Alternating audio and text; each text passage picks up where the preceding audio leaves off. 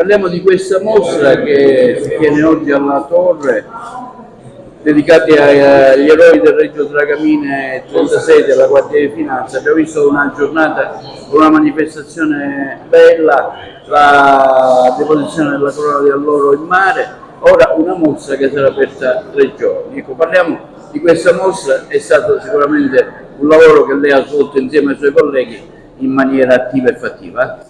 Assolutamente sì. Questa mostra sarà aperta per la visione del pubblico nei giorni 28, 29 e 30 presso la Torre di Carlo V di Porto Empedocle. È organizzata in 3 sezioni. Nella prima sezione abbiamo una videoproiezione di un video dedicato agli eroi dell'RD 36 e ad un video istituzionale della Guardia di Finanza che quest'anno celebra i 250 anni dalla sua fondazione. Le altre 2 sale espositive sono divise in 2 sezioni, una prima sezione dedicata al sacrificio di questi uomini e della città di Porto Empedocle, che come sappiamo è stata anche destinata da bombardamenti e da un riconoscimento all'onore e al valore degli uomini che hanno ricostruito la città.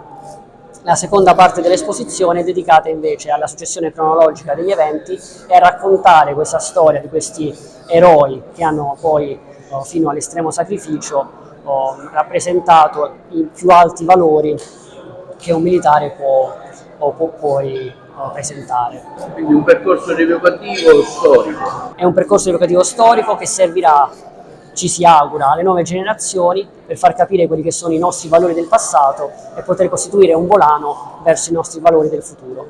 Tutto questo nel giorno dell'anniversario dei 250 anni della Fondazione del Corpo? Assolutamente sì. In onore dei 250 anni di Fondazione del Corpo sono state organizzate diverse cerimonie sia a livello locale che centrale e proprio in questa occasione una di queste è l'allestimento di questa mostra fotografica e rappresentata anche con la videoproiezione.